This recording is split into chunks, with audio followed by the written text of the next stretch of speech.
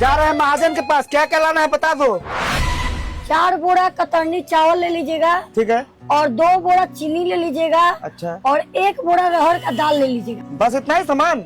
बाकी सामान इस पर्ची में लिख दी हूँ, ले लीजिएगा। अरे कहाँ चल दिए पर्ची लेके? अरे मालिक आप ही के यहाँ आ रहे थे, ये लीजिए अपने दुकान का किराया, मैं जा रहा था बाजार करने। किराया दे दिए, यहाँ तक तो ठीक है। 1 सप्ताह के अंदर हमको ये दुकान खाली चाहिए, काहे कि ये हमको अपना बिजनेस करना है। ये क्या कह रहे हैं देव बाबू, आपने जब ये दुकान मुझे किराए पे दिया था तो आपने कहा था कि 7-8 साल तक कोई दिक्कत नहीं है, आप आराम से बिजनेस कीजिए।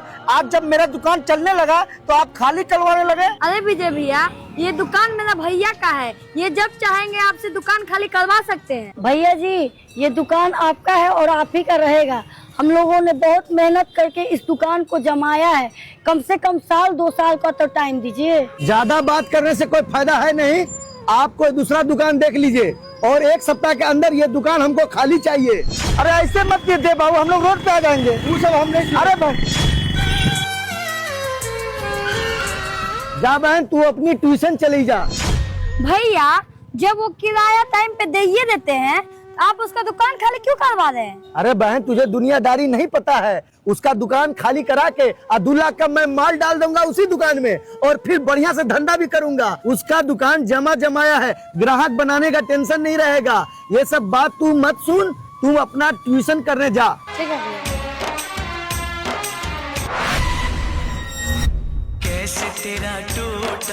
विजय भाई, हमारे घर 3 दिन बाद शादी है, 5000 लोग आएंगे खाना खाने के लिए। ये लो सामान का लिस्ट, ये लीजिए 10,000 रुपए नगद, और आप सामान भेजवाइए और पैसे घर पे दे दूंगा। ठीक है दीपक भाई, हम शाम तक किसी गाड़ी से आपके घर पे सामान भिजवा देंगे। भैया, विजय भैया को तो दुकान से निकाल दिया, वो अपने मेहनत से फिर से अपना दुकान जमा लिए। हाँ बहन, ये तो बात है। पहले तो किराए भी आ जाते थे, उनके दुकान पे कस्टमर आ रहे हैं, लेकिन हमारे दुकान पे एक भी कस्टमर नहीं आ रहे हैं। विजय भाई, मुझे बेटी हुई है और इस खुशी में मैं मंदिर में 2000 लोगों के लिए भंडारा करवाना चाहता हूँ। उसके लिए सामान का ये लिस्ट है, आप निकाल दीजिए। अरे मिथुन भाई, बहुत खुशी की बात है, आपके घर बेटी हुई है। अब मैं सब सामान निकाल देता हूँ, आप 2 घंटे में आइए। ठीक है भाई। कौन है ये लोग, कहाँ से आते हैं?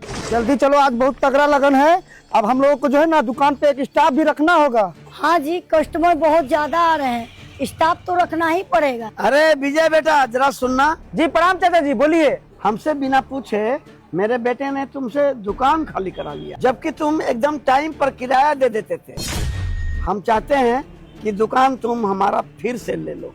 लेकिन चाचा, अब ये मुमकिन नहीं है, आपको तो पता ही है, मैंने आपके दुकान के बगल में दुकान ले लिया है। विजय भैया, आपसे दुकान खाली करवा के मेरे भैया से बहुत बड़ी गलती हो गई थी, और ये अफसोस मुझे है।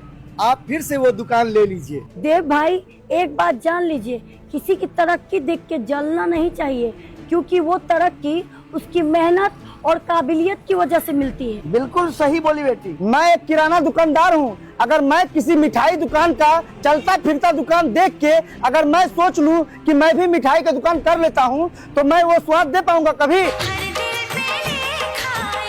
सिर्फ दुकान में माल भर लेने से दुकान नहीं चलती, दुकान चलती है व्यवहार से। और जिसके नसीब में जो चीज आता है ना, भगवान उसको उतना दे के रहते हैं। रही बात दुकान लेने की, मैं दुकान भी ले लूंगा, दुकान में जितना सारा माल है वो भी खरीद लूंगा, लेकिन मेरी एक शर्त है। अरे विजय भाई, मैं आपकी हर शर्त मान लूंगा। शर्त ये है कि हम दोनों का दुकान तो आपस में सटा हुआ है और दोनों का दीवार एक ही है, उस दीवार को मैं तोड़ूंगा और दुकान को मैं बड़ा कर लूंगा। ठीक है विजय बेटा, तुम सही सोचे हो। तुम कल ही दीवार तोड़ के दुकान को बड़ा कर लो।